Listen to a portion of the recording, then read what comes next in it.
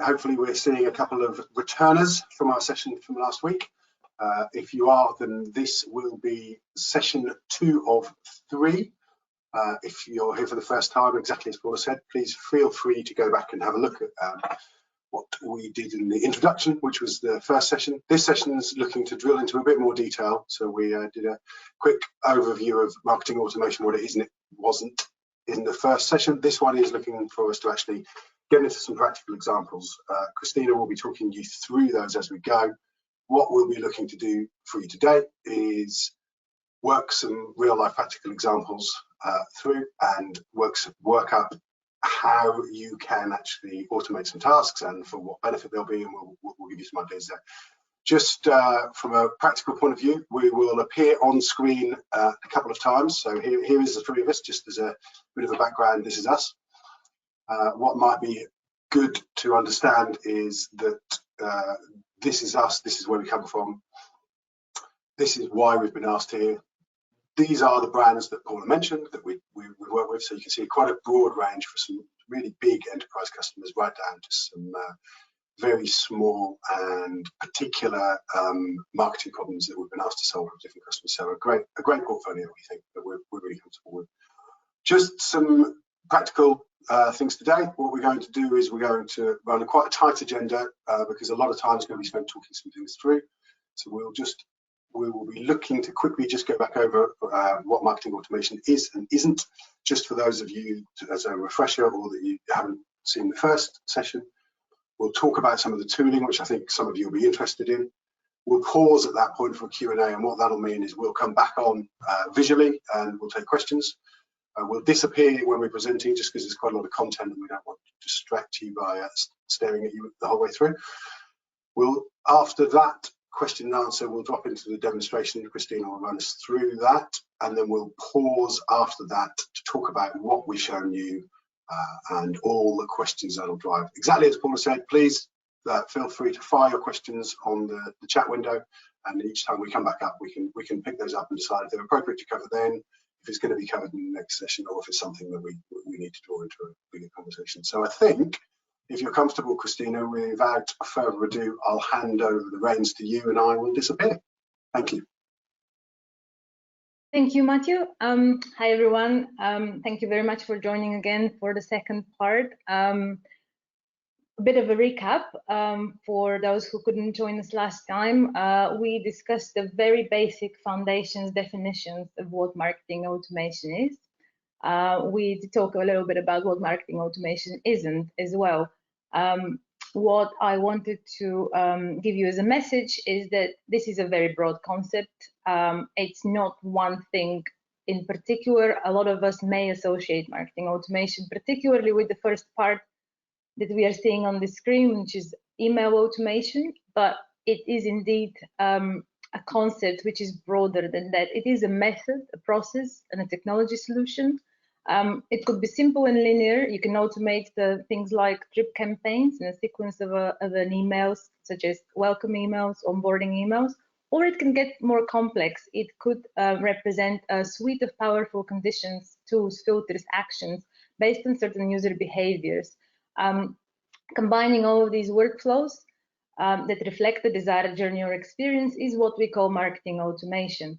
So marketing automation could be applied in a variety of contexts, and it could be a combination between all of those areas as well. So email automation, social media automation, contact list management, lead nurture, campaign tracking. It is a series of triggers and actions, a bit like a workflow diagram. And this is why most of the marketing automation is generally set up in the principles of workflows. Where we finished last time was some of the marketing automation tools that we use in our day-to-day practice and our work with clients, and I showed you that slide. There are many marketing automation tools, and the reason for that is because a lot of marketing software has evolved over time and incorporated some level of marketing automation functions within it. For 2020, these are the sort of tools that we have our eye on, and we particularly like them because we have big all-in-one players here, but we also have some very niche marketing automation tools which might be relevant for certain types of businesses. Some of these tools that you see on the screen are more mobile first, more focused around in-app automations. Others are all-in-one solutions and offer far beyond just the marketing automation capabilities. So these are just some of the brands that we really like and have our eye on for 2020. And going further in 2021, we will be using across our clients. I will go back to that again in a little bit more detail, just to cover over the appropriate solutions in different contexts. But before we do that, I want to remind you of another slide that we presented last time, and that is what is actually behind the marketing automation software or a tool. There are three key components that drive marketing automation software, and these are the central marketing database, or a place where all your marketing data lives, such as the detailed contact profiles of prospects, customers, and their interactions and behavior. So some sort of logging needs to be present there, behavioral tracking. So you can broadly describe this as your system of record, and the most common tool that you may be aware of for such purposes, the typical CRM. On top of that, a typical marketing automation tool has also an engagement engine, or this is the environment for the creation, management, and automation of the marketing processes and conversations across online and offline channels. You can think of it as the orchestra conductor for your customer interaction. And it has an analytics engine. So this is the way to test, measure, and optimize your return on investment, or just your efforts in general. So these three components are present in all marketing automation tools. So when it comes to choosing the right tools, they do come, as I mentioned before, in various sizes and shapes. Most of them are priced based on how big is your contact database. Not all, but the majority define their pricing structure based on how many contacts you will be automating or communicating to. Some of the more enterprise level solutions have done this based on known, anonymous, and unknown known contacts, as in people that you actually know of, and unknown contacts, people that you could automate to, but you haven't necessarily yet have the details for, such as email address. Because the more powerful tools do allow you to do anonymized and known contact automations. When it comes to choosing the right tool, my top recommendations, you can see them in the little orange box down there, are the ease of use. What we mean by that is have a demo, have a look into the tool and how easy it is to use. And you can get a good feel about it by watching videos on YouTube, or you can always request a demo, or even use one of their free tools as well there on most of those web-based solutions, so you can actually start the demo. But ease of use is critical. You need to be comfortable with the interface. You need to be comfortable with how you set up the workflows, how you manage contacts. So this is key. The analytics and reporting capabilities is something that is not always talked proactively about, but for me is really important. So you need to check in what are the analytics and reporting capabilities of the tool that you are shortlisting for using. Have a look at the support. Is the tool that you're looking into for marketing automation has free and also web chat or phone support? It's really important, because as you start getting more comfortable and you expand your marketing automation efforts, you may need to speak with somebody. So choose a tool that has a good support service and a good knowledge base, so you can actually self-help. And they do, again, vary very differently in the support levels. Take a look at the limitations. What I mean by that is limitations such as contact limitations. You could find a solution which looks accessible or cheap even, but then very quickly the costs ramp up as you grow, because their pricing levels for contacts are set up in a way which is prohibitive as you grow. So if you have a big database, yet not necessarily all of them are with prospects or customers that will convert, then perhaps this may not be the right solution, which goes into pricing and scalability. What I mean here is make sure that the tool and solution can grow with you. Make sure that as you grow, you wouldn't be put in a position after investing so much time and effort in setting it up into a place where you've exceeded your quotas, you exceeded the number of cents per month. So they, again, all come with different pricing structures. So spend some time to understand what they mean, not just now, but also in the future as you grow. Integrations, this is absolute key. Make sure that the tool that you're choosing can integrate with the tools that you already have in place. So most of you will already have probably a website, content management system. Some of you may already have a CRM in place or another marketing tool that you are using in your day-to-day basis. Make sure that the automation software that you choose actually can integrate with those tools, because there is nothing worse than not being able to connect your website or pre-existing CRM with the automation engine. So integrations are key. And of course, finally, fit for your business. And what I mean here is there are large enterprise level solutions, but there are also very small niche players which are equally good, and they may be more appropriate for certain types of businesses, certain industry and certain verticals. And we will have a look into some of those examples in a second.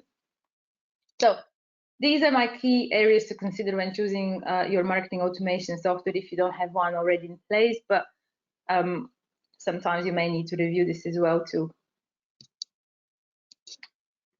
So this is a slide which has a lot of information. Don't worry about reading it. The slides will be available on the Growth Hub after this webinar. What this table shows on the screen is our top 9 solutions that we really like and we use for our clients. And they are different. They are different in the sense that they are from all-in-one to very niche. So a very quick rundown, the list what we have here is starting with HubSpot, for example. This is a really good all-in-one solution which includes CRM, CMS, full marketing automation capability. It can support very simple linear drip campaigns as well as complex multidimensional workflows. So it is our top choice for B2B companies. The thing about HubSpot is that in order to get to a really proper level of automation, you probably need to be using their paid services, paid solutions, so either the marketing starter or marketing professional, even for more complex automations. But it is definitely one of the most comprehensive tools out there on the market. And today I will be actually using HubSpot to show you quickly how you can set up an automation. MailChimp, probably a lot of you are familiar with MailChimp for its capabilities to distribute email campaigns. However, they recently have grown the platform, and so now it's a fully fledged marketing automation platform which offers much more than the email side of things, but it has landing pages, even websites that you can build within MailChimp itself, digital ad management, social scheduling, event direct mail. So it has everything. Of course, again, different price points for being able to access all the automations. Mautic is another one favorite of ours. It's the only one which is open source actually on this list. Open source, as you know, is something that doesn't require a monthly license fee. They do have a licensed version as well, but in general, it is an open source solution which you can self-host. It's very powerful, and it does allow you to execute multiple complex automation at the same time. It's free to self-host, but it could be costly if you need the technical capabilities to install and manage the tool, or at least the initial setup, because you need the hosting for that. Then we have Marketo, an enterprise-grade solution and suite of tools. A lot of you may have seen them, heard of them. They are now acquired by Adobe. They are probably better for larger SMBs, requiring a bit more mature and complex ABM programs. This is my favorite choice when it comes to account-based marketing. So this is a concept mostly relevant to the B2B customers. We have other tools here, such as Automizy, MoveSend, OmniSend, Sendinblue, Landbot.io. All of them really good, and these are more, we're going into a bit more niche players. So the Automizy and MoveSend are email-only marketing automation services. They do offer some integrations, so you can tie it, you can use them in conjunction with other tools to trigger more complex automations, but in their essence, they are email automations with landing pages, some form builders, which could be used to collect some insights as well. Good for A/B testing on various and multivariate testing on various email drip campaigns. For example, if you want to focus on email only to start with, I'll definitely say have a look at the MoveSend and Automizy for that. OmniSend is another great automation tool, which is mostly e-com focused, and it has some strong SMS delivery capabilities, so text messaging, provide a lot of built-in templates for cart abandonment or so-called marketing automation recipes, cart abandonment, customer onboarding, customer re-engagement. So these recipes or templates are built into the tool. Sendinblue, a very comprehensive automation platform. You can actually automate some social media, SMS chat, includes landing page, CRM capabilities. So actually, it's a really good all-in-one again solution, perhaps best position for smaller businesses. They have a dedicated product just for SMEs and small organizations, which I really like. And you can start completely for free on the base level, so you can start experimenting straight away with Sendinblue. And then we have Landbot.io, which is also quite interesting, no-code chatbot builder designed to help convert leads, capture data, personalize the customer journey. Actually, it's one of the few, alongside HubSpot and MailChimp, that you could do quite comprehensive personalization in real time, both on the web and in messaging apps like WhatsApp. So here I will stop to take some questions from the audience, and I welcome my colleagues James and Matthew to join me in answering your questions too. That's lovely, Kristina, thank you. And goodness, what a lot of things for people to think about. Certainly that list outlines to me the potentially the need for professional assistance, because there seems to be as many questions raised as there are answers with those. But just as questions are sort of coming through, what would you say are the sort of the key minimum points that people should be looking for in a CRM? What are the key things that they need as a minimum? In a CRM in particular, I would say integration for me is always #1 priority. I'll go back to some of my list for marketing automation, but it is valid for CRM too. Integration is key, making sure that the CRM itself can get automatically leads and contacts from your digital properties, such as the website. And you'll be surprised that a lot of those CRMs out there actually have these capabilities and add-on which cost extra. So make sure that out of the box it can integrate well with your other digital properties. So that's for me personally #1 priority. Don't know whether Matthew or James, you have any particular other advice? I think be careful with the free badge would be my advice. There are some really good solutions out there that offer a free starting point. But that free starting point is often a way to hook you into to basically broaden out their ecosystem. So even HubSpot, which we're going to show you in a little while, has a free CRM as its key offering, but of course what you can do with a list of contacts on its own is very, very limited. So be careful of the free badge. Look at the bigger picture about what it is you're trying to do, and if you're trying to get into performing marketing automation as a key part of your business, don't base that on free software. Yeah, and I think that potentially, James, thank you for that, links into Jenny's question. Obviously, you've outlined how important it is to choose the right CRM or the right marketing automation tools. But what issues do you come up against if you've found that you've chosen the right one, or it's not growing with you and you want to change to something else? Is that a real problem? I think that very much depends on on a vendor by vendor basis and what their attitude is towards that. Some platforms provide very flexible, easy tools for you to be able to get data out of them and migrate them and then into a new platform. Others will make that more difficult, and often, whilst you can migrate contacts, so you can move around a list of, essentially a contact database from one platform to another, you'll find it very, very difficult to migrate the rich context and conversations and engagements that might have been had between your business and those contacts over time. So that's a really key area to consider, is that, and why it's so critical really to do your homework and make the proper decision in the first place, because it's not really something that you want to be doing, is migrating from one tool to another because you've outgrown it too quickly. I would say this will be very evident initially when you're doing your research.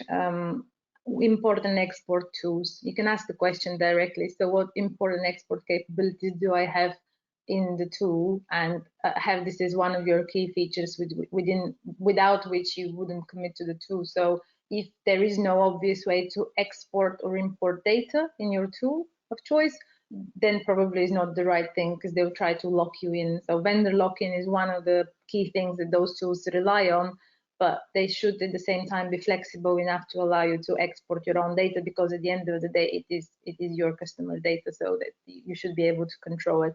But it is surprising how many tools out there actually make this very difficult. And we had this particular, with a few migrations we've done over the course of our careers. As James mentioned, one of the most difficult things has been to export the rich behavioral data. But of course, if your current tool doesn't offer this in the first place, that's fine. If it's just a list of contacts and associated fields, then you're probably fine. If your CRM is a bit more complex and you have stuff like events that have happened and you log those as activities, you may need to migrate those manually. So, but of course, if you have any specific CRM questions, I'll be more than happy to stay after the presentation and answer those too.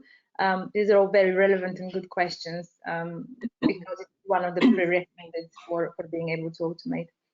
I'll just add, I think, to the question, the answers already is, I think one of the fundamental areas in our experience where we've seen frustration come in is that people outgrow the tool in terms of the volume and cost.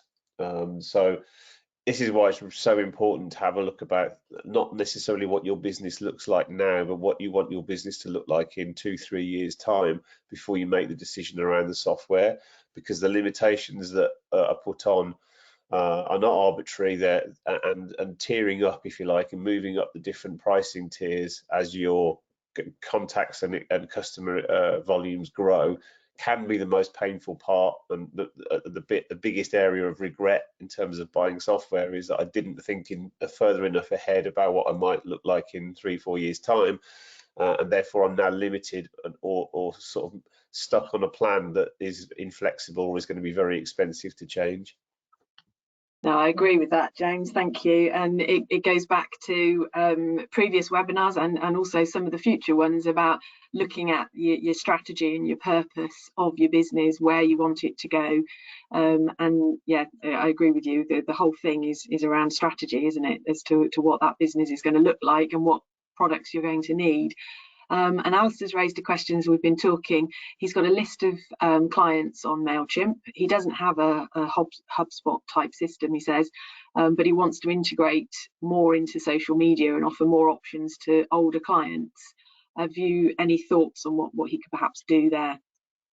Have you explored the new capabilities of MailChimp around doing some of the more complex automation things? I'll just ask on that as a question back, because MailChimp itself has some really good new capabilities to construct some of the concepts that we're talking about in this webinar in there too. So you don't really need to move the data anywhere else if you already have this set up in place. You may need to change tiers perhaps. But they do give you an option to try it out. So from a tool perspective, I'll say you may be okay with MailChimp. You may not need to move it anywhere else. But it really depends. If you are then exploring another tool, then it's easy to extract from MailChimp and get this data into another tool. From a particular advice around what to do, we can talk about after the next part of the webinar, what strategies perhaps you can do for engaging existing clients. I think I'll add to that. It might be very tempting to start looking at some services like Zapier that focus on being able to move data between one system and another. The problem there when it comes to your CRM data is obviously then there's a third-party company between two other different systems of record. So you need to think very carefully about privacy. You need to make sure that that moving data from one platform to another to extend its capabilities doesn't actually make your life more complicated, and you've got more potential areas of failure in terms of the chain of moving data around. And obviously, you know, GDPR compliance is absolutely at the very core of CRM, and all that you do in order to be able to maintain that and communicate with your customers is kind of sacrosanct. So think very carefully about how many steps and hops you might need to get to if you're building a solution that's based on tools like Zapier. But James, I think it's probably fair to say that quite often people get to that point, and that's sometimes when we get a contact from them because it's started to unravel for them quite quickly. That's very true. Yeah. So, okay, thank you for that, guys. Before we move on, Jan has actually just put in the chat that he can't see James Beeson, which is a shame. But unfortunately, James is not feeling at all well today, and he nearly wasn't able to attend the webinar at all. So he has kindly said that he's curled up in a corner somewhere, I think, but just answering the questions verbally. So yeah, that's why he's not on screen. So yeah, best wishes to him, says Jan. So thank you for that. Today, so I'm certainly you don't want to. So think it was Charlie from Charlie's Angels. We do. Yes, absolutely. But yeah, he's here with his expertise, but yeah, not feeling particularly good. Okay, I'll just have one final question on this section. I'm conscious time is moving on. We can come back to some of the other questions if not, but do you have any thoughts or recommendations on automation on the front end of the marketing funnel that is gaining leads to market? I'm not sure if that's something that you get involved with. That question comes from Paul. And he's thinking particularly about LinkedIn leads, and he said one example would be £100 social. The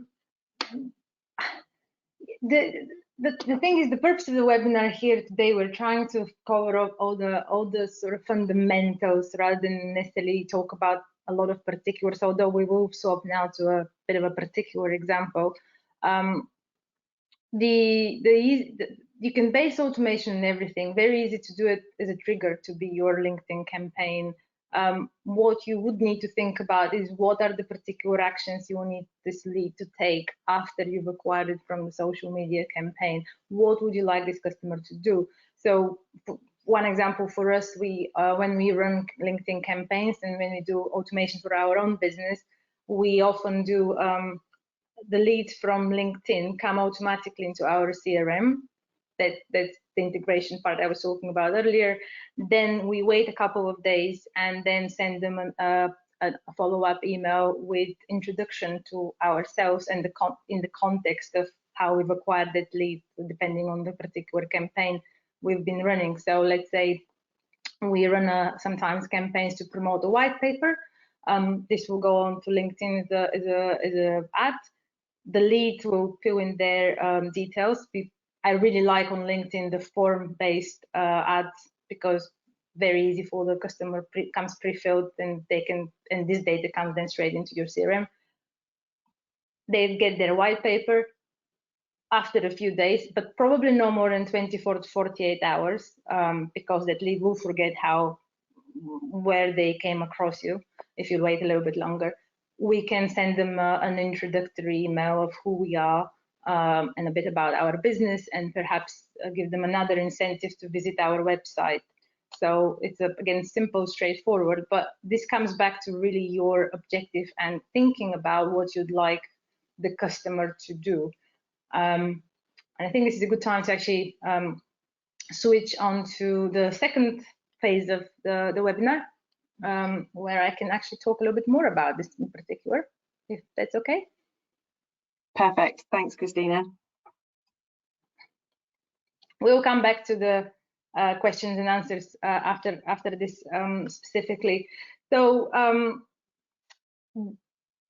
how do you go about then setting up your, I mean, I'll talk about here first automation, simply because we made these webinars to be accessible to everybody, so people that may never have even heard about their marketing automation. I really like the questions that are coming through, because they demonstrate that people have really matured their marketing activities, and most of you are already experimenting or trying to do automations in your business.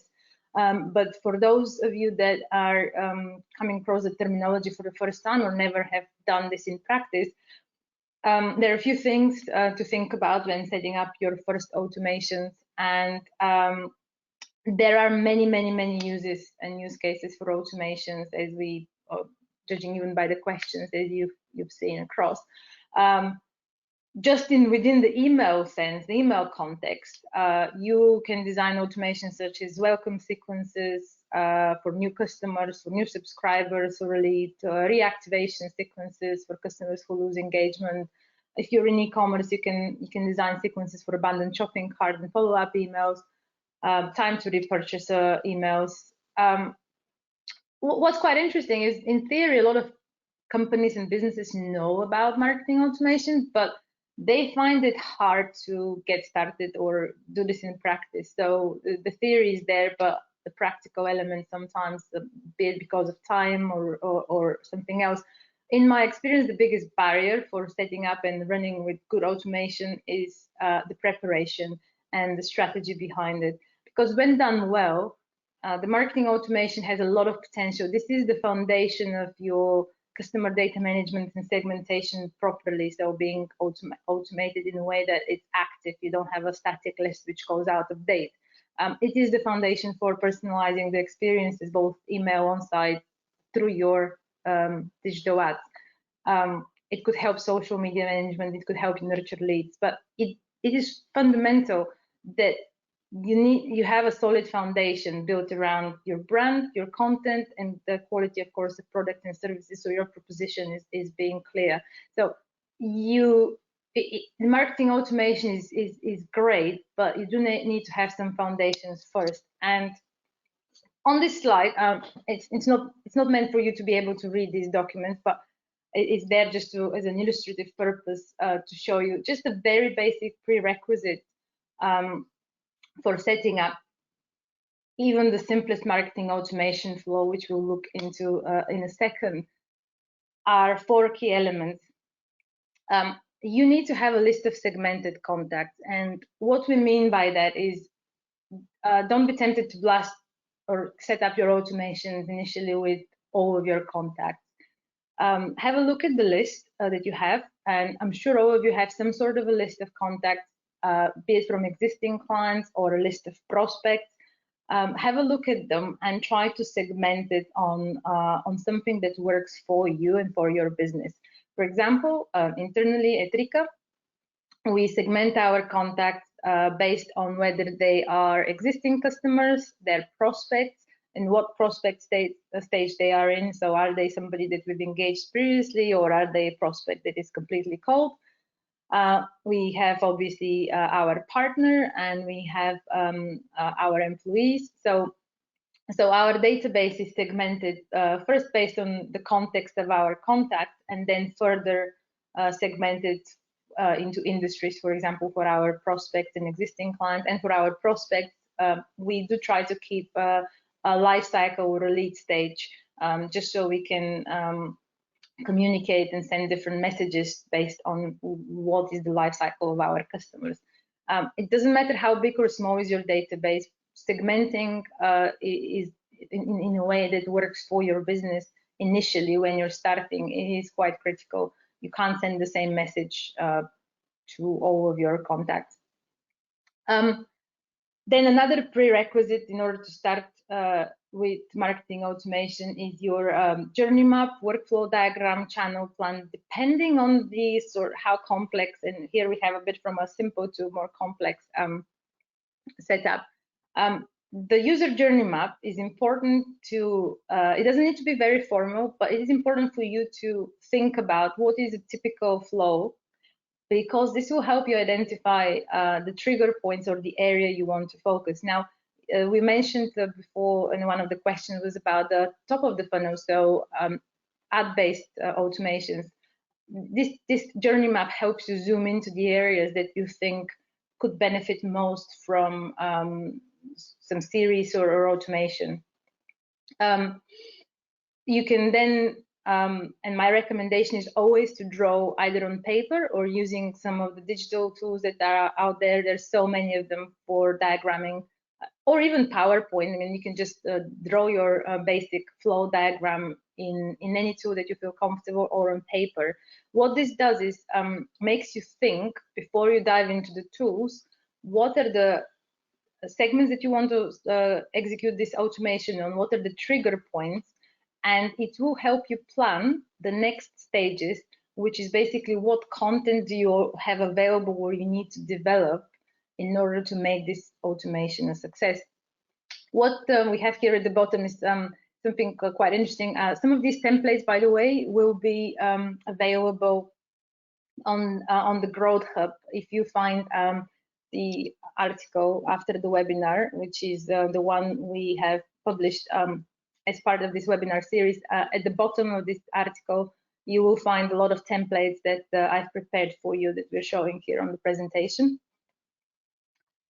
So going back here very quickly, what the third sort of template you see here is the so-called channel plan, because some of the automation you may wish to span over different channels and over time. So this just helps you in a spreadsheet form plan which channel, what content, when, and for which segment is going to be subjected to the automation. So this is all planning before we dive into any tools. You have to have in mind your objective, and you have to draw the plans so then you can set them up more easily in the tool.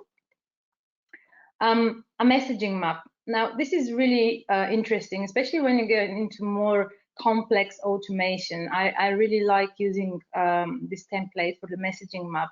What essentially it does is that at the top we list the life cycle stages of our customers, and then on the side we list the channels or trigger points, and then we with high level taglines, we decide what message is most appropriate for the particular customer in a given moment of their life cycle journey. So this is a good planning tool that you can use in your own business. Again, go and check in an hour after the webinar for the templates and the presentation slides so you can see whether they're appropriate for your business. All of that helps you plan the content assets, because you can't execute any automation without some preparation in advance around having content assets. So the first thing you need to think about is the sort of, if it is an email automation, what email templates you need to put in place for those various points in the automation journey. Do you have them, or do you have to design them? because you need to have them ready before you start the automation setup. What kind of landing pages you need, what kind of forms you need. Again, you need those ahead of your automation process. So these are some of the planning tools or prerequisites, and they will vary in complexity depending on the automation you would like to execute. What I'd like to show you today, it's again a fairly basic automation flow. We'll use HubSpot to demonstrate how it's done. The reason why I say it's a simple but actually quite important automation process. The purpose of this automation is to try and let's assume I have a list of prospects or existing customers which I have acquired through various events or just my own prospecting activity. I don't have yet a consent. I've been too late after the GDPR was introduced last year, or I just have never done email campaigns before. So I actually don't hold a proper email marketing consent for those customers yet, but I do have some context of how I've acquired them. So they may have come, for example, from an event they've attended, and let's say this webinar I'm presenting to you, I might get your contact details. So, but I don't have necessarily acquired the legitimate interest or your opt-in for me to communicate to you.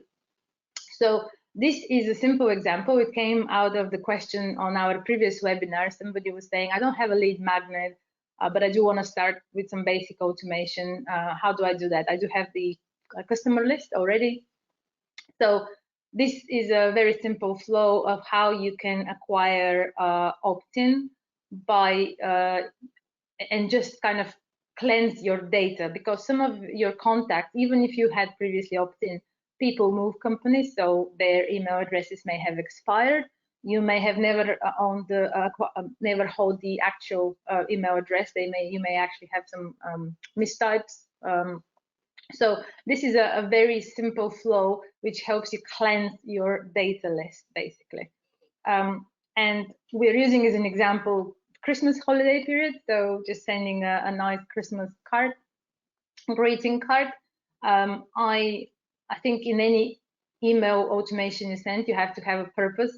So a strong incentive is important to get the customer to click and engage with your email, such as a gift, a competition, an offer, or anything that you think would be of value for the recipient. So in our example, we have I'll show you in a second, is a simple greeting card and a gift that we're giving to all our customers and prospects in the form of donating to a charity of their choice.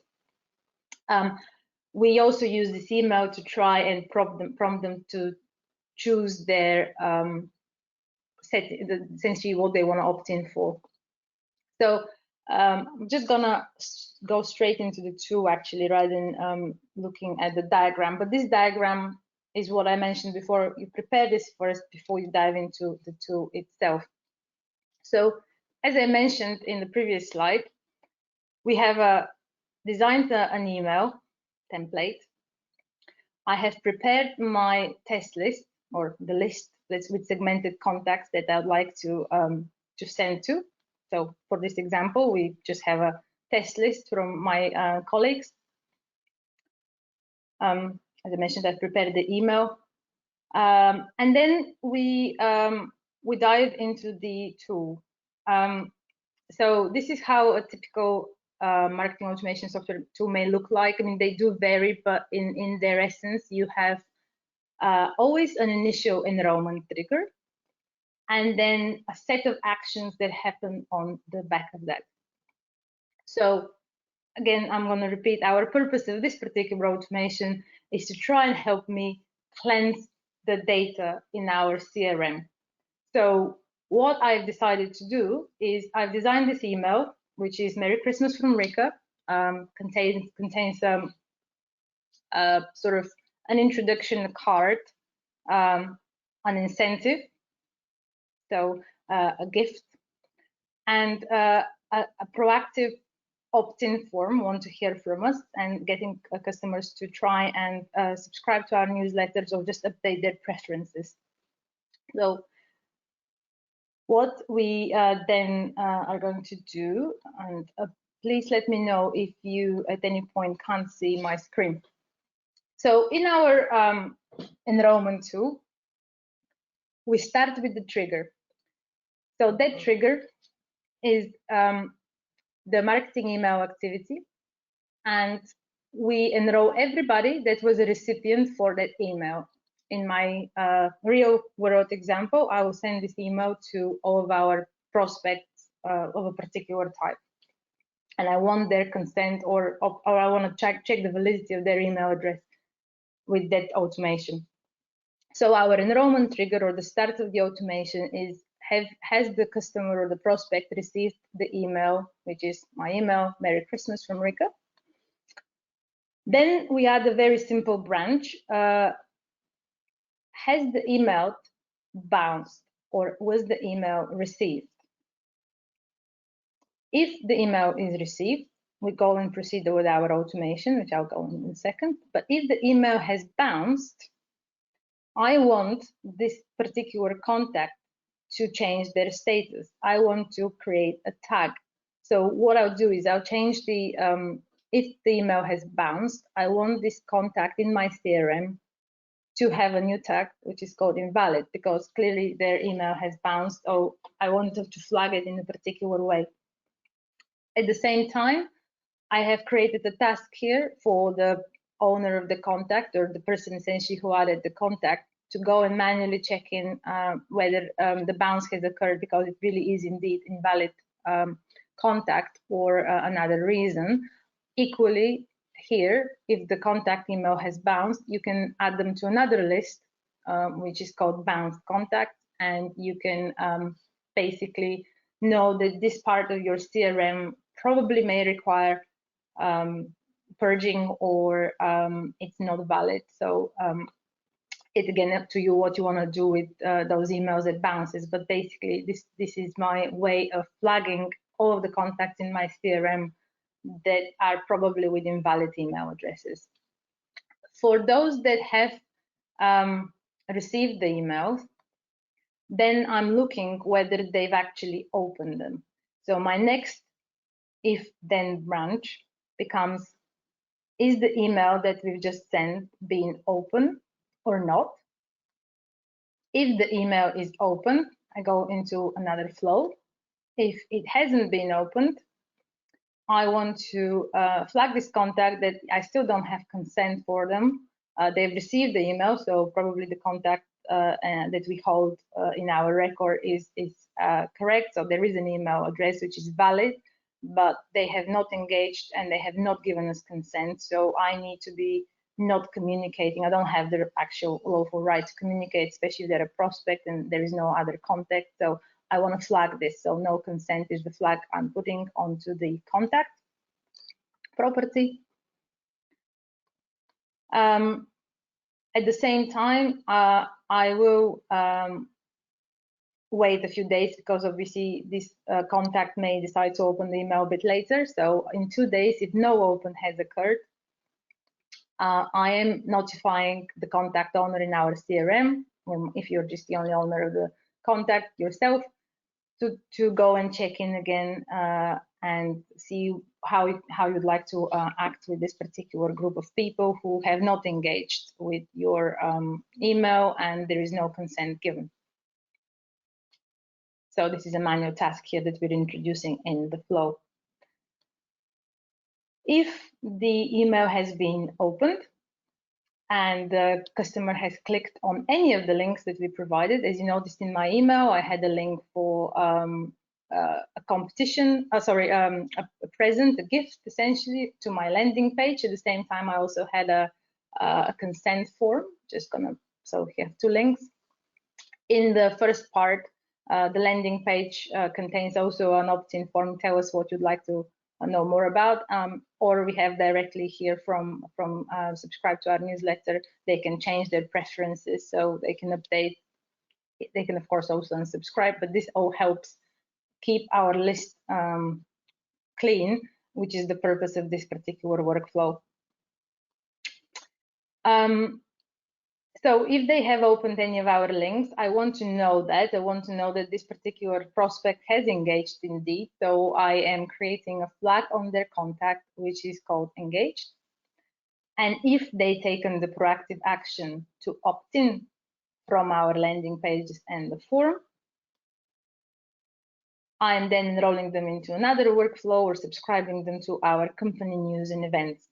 If they have not taken any proactive action to opt in, we're going back to action, set property value for no consent, and then this flow triggers. So in essence, that is the user flow for this particular use case that we were looking here. And it is a simple workflow, as I mentioned, how to keep your data clean. At this point, I think it will be very beneficial to get into more questions and answers. And I'm happy to stay as long as you need, so we can do a bit of a experimentation if you have a particular use case, or we can discuss your specific questions too. If I could just chip in before the questions start, I think if you put the diagram back up on slide 13, Kristina, that would be very helpful. If all you do is get to the point where you've mapped out and drawn out various opportunities within your business for automation, but don't then yet go the next step to actually implement the software and implement the automations themselves, then that is a really good place to be. Because if you go through this process and actually can't really think about or can't understand or don't have the available data to be able to map out something simple like this, then it means you're just not ready to spend the money on the software in the first place. And that will save you a whole heap of pain about trying to think about a use for something which you haven't been able to accurately model outside of it. Yeah, that's a really good point, James. Thank you for that. And thank you, Kristina, for that valuable introduction on the how-to, because I think certainly for me, I've worked with various CRMs and setting up these types of things. They do take time, and as a business owner, I think you need to assess the amount of time that you have as a business owner, and just make sure that it is the right time to move forward with that type of investment. So yeah, thanks for that, James. It's very much something that you need to think about. We do have some questions coming in. Please do keep putting them in the chat. Pete's asking, he started using HubSpot, so he found that really helpful to give him better clarity. So that's good. He's asking how he can use it more accurately and using the tags to manage the contacts. And he wanted to know if you're sharing the workflows. Well, I can answer the last bit, Pete. The workflows are going to be available. Rika very kindly produced a fantastic article for our website, which you can find on the Growth Hub website. And the details are all there, and the link to this presentation will be there for the slides. But yeah, the tags and managing contacts. Kristina, is that one for you to answer? Yes. So the best thing about HubSpot is that you may have figured out it's super flexible. So in our own use case, I have created quite a few, and I'll go into the workflow just because you can actually see. In our particular use case, I have created custom tags, and the contact status is just one of them. But I have also created a few other tags, such as the life cycle stage.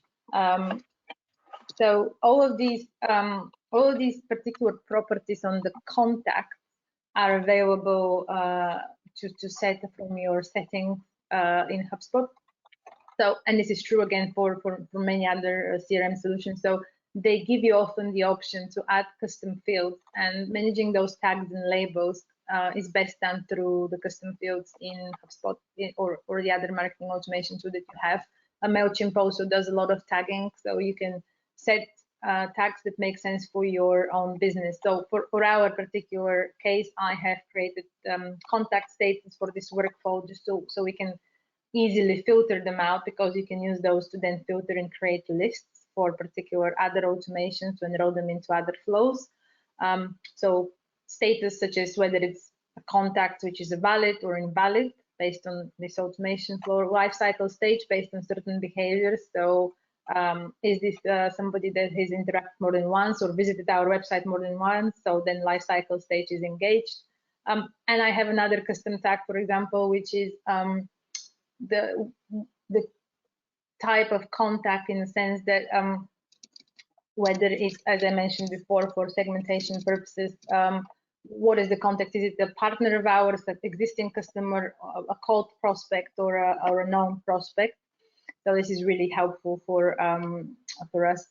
So this is how you do it. You do it as a contact property, custom property.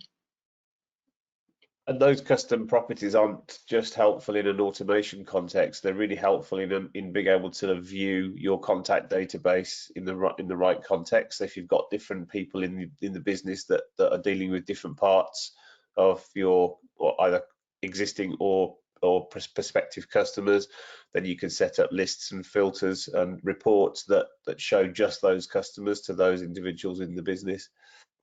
I guess this is a very important point, going back to when I was looking into what are the sort of things that you need to look into marketing automation tool, or indeed the CRM. And when we talk about limitations and flexibility and integrations, this is the sort of thing we talk about.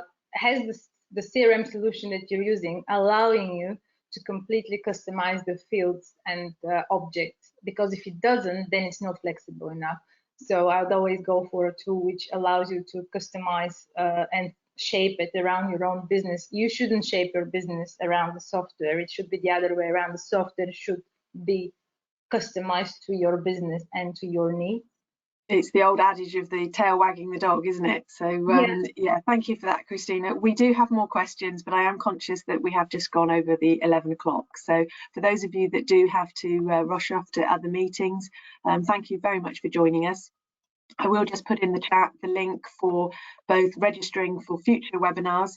Use that link also for watching on demand. The top right hand corner of that page is the on demand section. So this webinar will be going up shortly onto the website, as are all the other webinars that have been running. Also the link to the EU support. It really is, can't stress it enough. You need to prepare one way or the other for the new year. Thank you, all of you, for joining. If you would like to stay on for more questions, please do. For those of you that are having to go, I'd just like to send best wishes for the Christmas period. It is going to be different for everybody this year, I believe, but we are starting the new year with a bang with the webinar on looking at the new year. There's going to be huge challenges. Mental health is incredibly important. Rosie Runciman and Tim Thurston are joining me on the 6th of January to give some helpful tips on how you can look after yourself and look after your teams. So please do join me for that in the new year. But for those that are going, Merry Christmas and a Happy New Year. Hopefully it will be a healthy and a prosperous one. But if we can now go back to some more questions. Thank you for those of you that have already typed in. Thank you for a great session, and that's very kind of you. Please do fill out the feedback form as well as putting it in the chat. I'd appreciate that. But Tim was asking, Kristina, for people just getting started with the CRM, do you have any sort of reference material or pointers that could suggest the types of custom fields and tags that are commonly the most useful that you perhaps should start with? The good CRM solution should already have out of the box the base things that you need. Most CRM tools already have with the basic set of fields, such as customer names, addresses, phone numbers, just the usual stuff. So those sorts of things should be available out of the box for Row.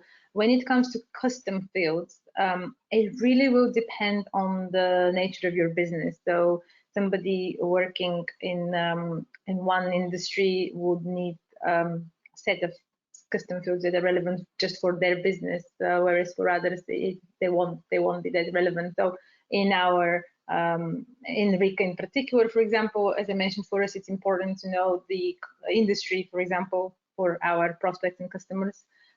It's important for us to know the size of the organization, Let me just quickly go to the demo center for you here, just maybe useful to put into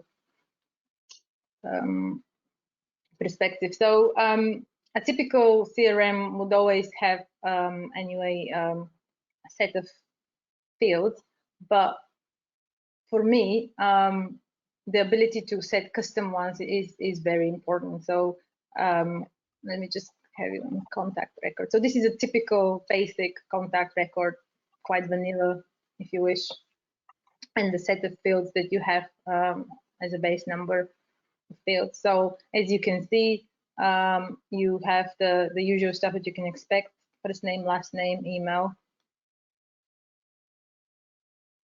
And very handily, a good CRM solution will integrate, as I mentioned before, with your website.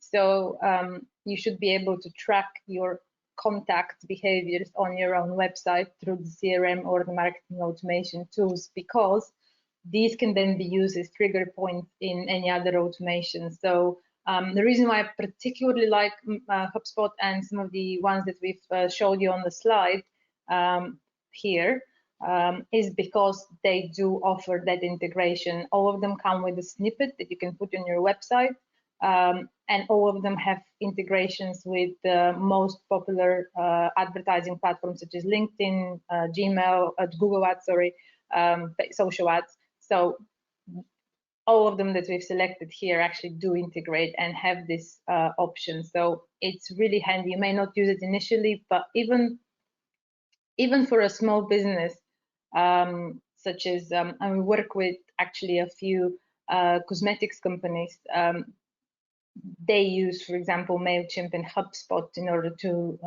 communicate to their customers and send relevant offers.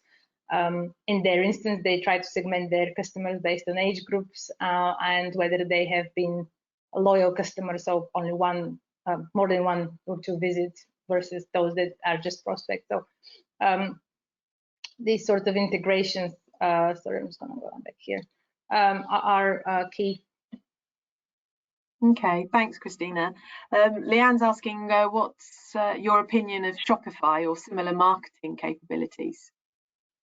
This, I didn't hear the second part. Sorry, Shopify or similar marketing capabilities. Or similar. Shopify out of the box, as far as I'm aware, doesn't offer all the suite of marketing automation tools. It also relies on integration mostly with some of the tools that we have discussed today. A lot of them do integrate with Shopify, so you could use Shopify as your web storefront and then another tool for the more complex automations. But correct me if I'm wrong, it doesn't come with the basic version. You do need to have an add-on in order to execute some of the marketing automations there. There really is. It's a myriad of information, isn't it, out there? There's so many different options, and I mentioned it earlier, but it highlights to me the need to incorporate professionals within your business. You can't, as a business leader, in my opinion, do everything.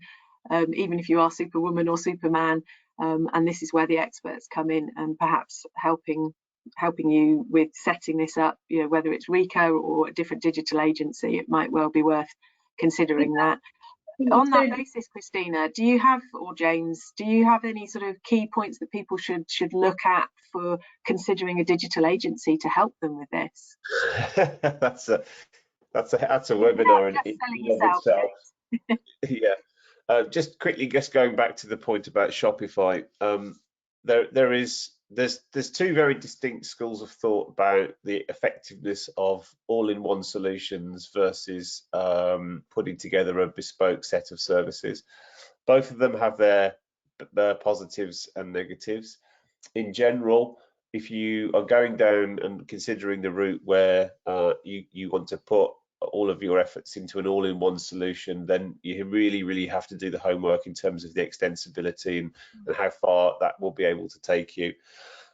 If you're going down the route of using different services, specialist services, and putting together a sort of a complex kind of ecosystem, then it's all about integration, making sure you're comfortable and that your integrations are robust and reliable.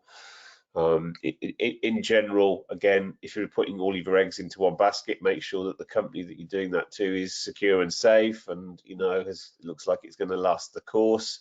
So there's lots and lots of decisions and thinking around that. When it comes to Shopify, obviously there's a specific niche there, because obviously that's all around e-commerce. I think in one of our slides that you'll see, there is a particular provider there that features marketing automation based around e-commerce sort of context. I think Omnisend.